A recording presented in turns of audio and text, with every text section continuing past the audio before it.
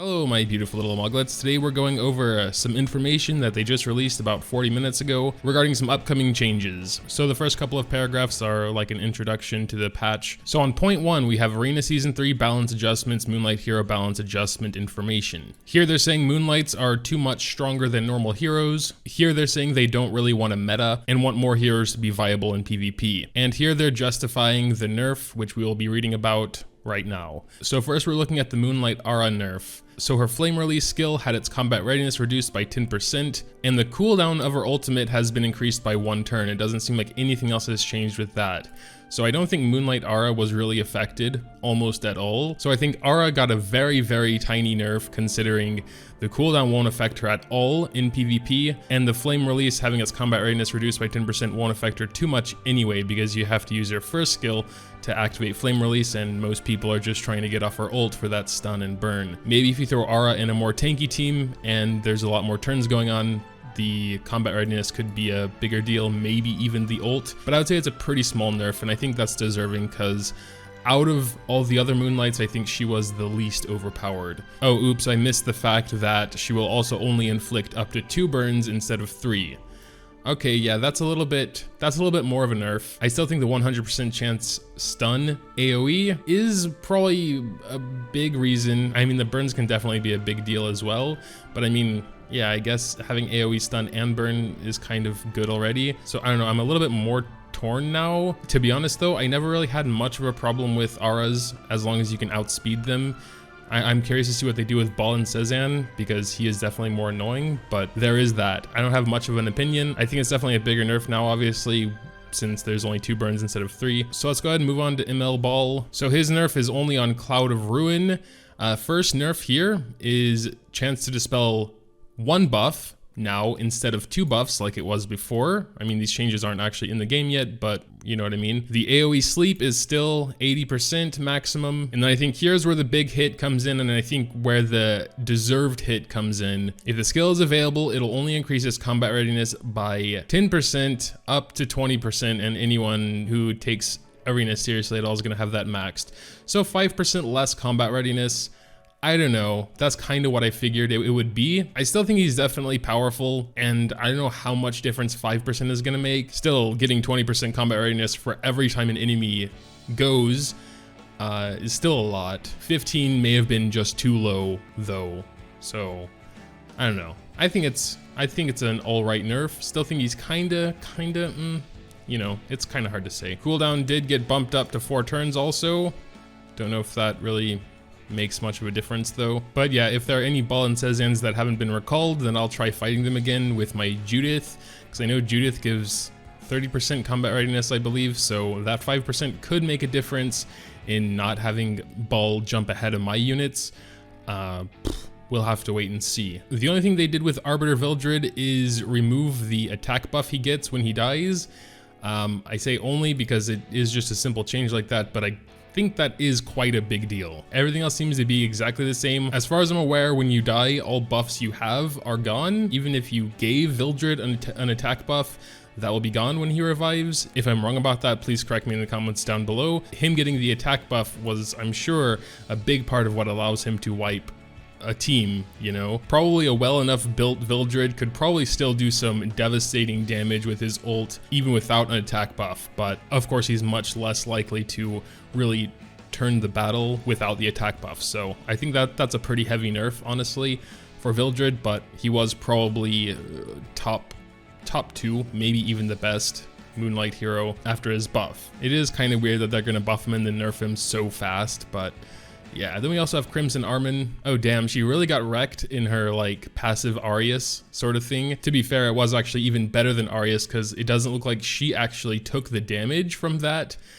She just reduces the damage received from a critical hit, and in something like PvP, it's almost always going to be critical hits, you know. 15% now instead of 30%. Damn. That's a big hit. Jesus Christ. And what happened to Shield of Holy Spirit? They made it 2 turns of immunity instead of 3 turns. That's definitely pretty bad as well. She still has the 1 turn of invincibility, but yeah. Damn. I didn't think they'd hurt Armin that bad. I don't have her, so I should be happy about it, I guess. So that, because I do fight tons of Armins in Arena, and I guess since you can recall the heroes, it's not that big of a deal. Thankfully, they allow you to do that. It says the adjustment of these 4-star Moonlight heroes and the balance of adjustment for Arena Season 3 will be completed on Thursday, September 5th. That's still more than a month away. I don't know what they mean by 4-star, if they mean these 4 heroes, Armin, Vildred, Ball, and Ara, or if they mean like actual 4-star heroes that we haven't heard about yet. But it does say in cases where a hero's strength will be reduced, we promise to notify players at least 4 weeks prior to the adjustment and listen to the opinions of our heirs. Due to this, we ask for your patience and understanding if the adjustment dates are later than what you expect. Yeah, they kind of were, you know, and I don't have any of those dudes, so it may have made things easier for me. Here, it's explaining how the recall function works. I think most of you guys know how it is. If the Moonlight hero has a memory imprint, you'll get unknown slates, equal to like if they were a 5-star, 4-star, you would get, you know, equivalent stuff. So I think that's quite nice. Other than that, you'll just get everything you put into them back. Molagoras, gold, you know, fodder, everything. So number 3, we got adjusting balance of Arena Season 3, balance changes for the heroes. Oh, these might be buffs. Okay, let's go. These aren't like as official, it looks like, maybe just plans. Yeah, so what they say about Bazaar is extremely vague, and there's nothing I can really add to it. They say by reinforcing containment factors of Hurricane and Sandwind, Bazaar's ability to contain the opponent will be improved. So I don't know what that means yet. For Euphina, basically I think they're just going to be upgrading Dragon Roar's damage because it did way less damage than Dragon Charge. So they should also be buffing Lilibet to make her more versatile in other situations. That's pretty much all it says. The first time around, I actually missed the fact Lidica is also getting a buff. Basically, again, it's very vague. She's effective when attacking a single opponent. Golem Hunt, individual containment, not widely used in Arena, so they're gonna improve her general skill ability. And as for Assassin Coley, again, it's the same vague description. But if you have any of these heroes, I have actually quite a few of them, Bazaar, Lilibet, and Lidica. Get at least somewhat a little bit hyped because they might be getting buffed. I mean, they will be getting buffed probably, just we don't know really how yet. And yeah, for Coley, they're gonna improve her basic skill. Season 3 postponement notice. Season 3 will start September 9th, and because it's getting pushed back, there will be another unknown slate in the shop, and it will be sold at a discounted price. So that's pretty cool. Bug fixes for skills. In these first couple of paragraphs, they're basically just saying they're gonna make skill descriptions easier to understand. And here they're basically promising to be more communicative, telling us beforehand about bugs and that they'll be fixing them, etc, etc. Here they're talking about skill multipliers and how they have no plan to actually add them in the game, like we can see when we go over here to this fan-made table, because they say people might focus too much on the skill multipliers and choose heroes just based on skill multipliers instead of what kind of synergy they could have with other heroes. Going to be improving their in-game help, and they're going to be making artifact or passive skill conditions more seeable. They say a more organized standard, so like when a passive procs or when an artifact procs, it won't just like pop up really quickly. You know, when you see like Daydream Joker proc, it'll just like briefly go above whoever has it equipped, blah, blah, blah. That'll be easier to see apparently. Balance quality improvements. They hired a bunch of people for hero balance, hero design, improving processes. They explain the process of normal balance, taking a look at what heroes are used where, and they'll be analyzing the data further. Memory imprint improvements as well. Oh wow, okay, so this is pretty interesting. Basically, they're saying they're gonna give you a choice whether to have the memory imprint applied to the whole team besides the one who has a memory imprint, or to the memory imprinter. So for example, my Watcher Shuri gives speed to the 3 other members, but I will have the option to toggle that between giving the speed to my entire team or giving a special effect to just Shuri. I'm not sure if that would just be more speed or something completely special, because they also say players will have the full choice to choose which one to use, either between party memory imprint or self memory imprint. To further enhance the uniqueness of each hero, some of them may enhance skill effects, not just increase stats. That's super interesting. And here they have their outro, their goals, their promises, and a thank you at the end. So definitely a lot of super exciting stuff in here. Unfortunately, a lot of it is quite vague. But that's generally what developer notes are, except for, of course, the nerfs to the ML heroes. Those seem to be very, very not vague at all and very straightforward. I honestly don't know how to feel about most of them. I think Ara didn't get nerfed that hard. The burn that I didn't see earlier is kind of bad though. And then Ball, you know, 5% less combat readiness pretty much. He can still 100% chance to spell 1 buff. Vildred having his attack buff removed is pretty harsh as well. And then Armin getting her Arius effect sort of thing cut in half. Jeez. That was probably one of the biggest ones in my opinion. But these are all 5-star Moonlight heroes and I don't know anything about those because like I never have experience with them. Most of the time I avoid them in Arena and I don't have them myself, so all I can do is read their skill descriptions. So we also got summon system improvements. Alright, so the first real piece of information here is that it looks like both existing and new heroes will have this pity system that's typically only on exclusive. It'll start with a 1% chance to drop, no other 5-star heroes, and if they don't get it within 120 summons, then on the 121st summon, they'll be guaranteed to receive the target hero. It says it'll be implemented for drop rate up banners of both existing and new heroes, so I don't think I'm misunderstanding that, because this is the exact system they have in place for limited summons. But yeah, it seems to be the exact same system they have for exclusive, like one-time heroes. So that's pretty interesting. The fact no other 5-star heroes can drop, I guess it's fair. Still a bit of a bummer because it seems like you'll never get like this random 5-star you've been wanting unless you're specifically summoning on their banner. Oh, this is pretty big as well. Additionally, when performing Covenant summons, players will now have a 5% chance to receive a Moonlight hero. Oh snap, with the addition of Moonlight heroes, the probability of receiving a 3-star artifact has been decreased and the overall probability of receiving a hero is now greater than the probability of receiving an artifact. Thank you. I made a video a few weeks ago talking about my opinions on summon, and this was like one of my biggest complaints. So that's really cool. The Moonlight heroes that will be attainable in Covenant summons includes all 3 to 5-star Moonlight heroes. Also, when a new Moonlight hero is introduced, they will immediately be placed in the Covenant summons as soon as they are released. Wow. So a 5% chance for it to be a Moonlight, and then you have to roll your chances to see if it's a good 3-star or a 4-star or a 5-star.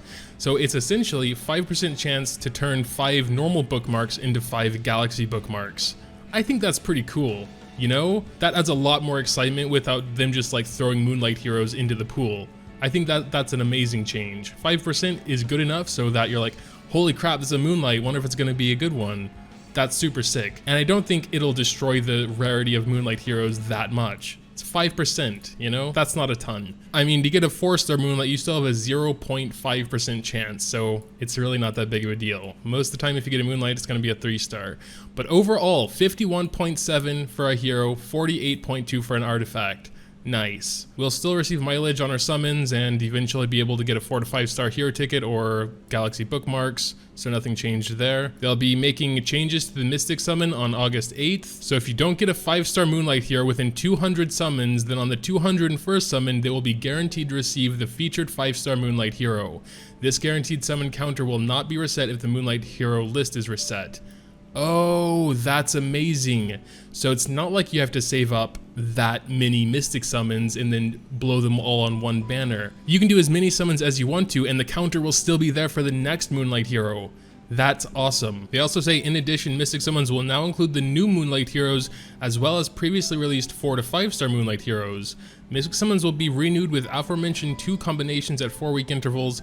Other regular heroes and artifacts will be updated weekly. This will allow players to have a chance to summon the Moonlight heroes they want even after the Mystic summon rotation is over. Alright, that's a little bit weird, but basically they're not going to be swapping out at the same time. One's going to stick around, so the previous 4-star when the new 5-star comes, and then I guess vice versa after that. And then all the non-special Moonlights and artifacts will be renewed every week. Oh my god! We can also start getting Mystic medals from the secret shop.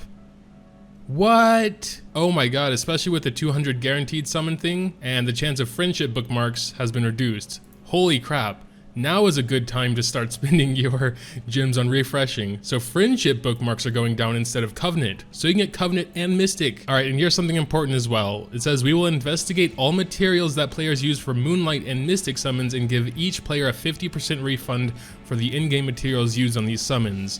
The 50% refund will apply to Galaxy bookmarks and Mystic medals used until 8/2, so that's like 2 or 3 days from now, and will be paid in batches after the August 8th update. We will give you more details about the refund through a separate notice. So now the question is, do we spend all of our saved up Moonlight bookmarks? I'm probably going to, if I'm going to get a 50% refund for them. I mean, I don't think getting Moonlight heroes is going to be 50% easier, so I mean, I might feel a little bit dirty knowing I'm going to get 50% refund back on them, but like, I mean, they're telling us, so yeah, honestly, it would be kind of dumb not to use your bookmarks now since, again, 50% back on everything you spend until August 2nd. And then we come to the actual update. Jesus Christ, this is gonna be a long video. I'm gonna try and keep it short though. So basically we got Seaside Bellona. I think there's supposed to be a video here, but it doesn't work right now. I think we already kind of went over her skills. I'm not sure if they've changed them. We'll quickly go over those real quick. Oh, once you awaken this skill, it goes 2 turns, up to 75% chance to target. Okay, this was my main thing when I was reading her first, was that the target was only for 1 turn, and that kind of sucked. But when you awaken it, it's 2 turns, so it's not that bad. Yeah, and then unable to be buffed and unhealable for 2 turns, AoE on her ult. And then a bit more damage if you're critical. If I remember right, it was 20% critical bonus damage, critical damage, whatever. We also have an artifact here. This will be the special one that goes along with Seaside Bellona. Once it's maxed out, you have a 100% chance to inflict additional damage on AoE skills. Additional damage dealt increases proportional to the caster's attack. Okay, so it's pretty simple for AoE heroes like Bellona, maybe even like Dizzy or something, can get some extra damage. Don't know by how much though. So of course we'll have a banner for her, and it goes along with the typical exclusive hero 120 summons and you get them guaranteed, or 121. Also Song of the Sea, week 2 of 3 of the special side story. I guess it's gonna play pretty much like how this week played. Maybe some slight differences, but I don't want to get into the nitty gritty here. So yeah, week 2 of the side story, cool. Automaton Tower improvements, speaking of which, they nerfed that so much harder than I thought they did. I cleared those last 6 floors, so 95 through 100, in like 20 minutes. It's been so crazily nerfed, and that's awesome. So 99 and 100 were still pretty hard. I needed to make some like custom teams for it because you need to manage buffs and debuffs, but Jesus Christ, make sure to try it before it resets because this is the last day to do so. Oh nice, they're buffing the accessories that we get. A 12% attack on a ring? Hell yes. Speed set, attack 12? Hell yeah, that's nice. And then life 12%, it's a necklace, speed set, also very cool. Crit damage necklace, 13% it starts with? Cool. Alright, very, very nice. But that seems to be it for the update. Overall, small but nice, especially those Automaton Tower changes, geez. Also, we will of course be summoning for Seaside Bellona.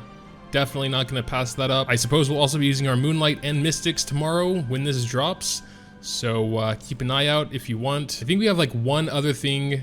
Or no, I think this is just part of it. So I guess we're actually done. Thankfully, because I've been recording here for almost an hour and rambling through all of it. So this is going to be a pain in the ass to try and get down to a watchable amount of time. But yeah, make sure to tell me what you think about all these changes. I know it was kind of a lot to absorb. We have the nerfs, the potential buffs, a lot of other changes in that first dev note, and then the summoning changes, the patch that's dropping today. Give me any thoughts you have on it in the comments down below. Leaving a like for Deb to enjoy is always greatly appreciated as well. Thanks, as always, for watching, and until next time.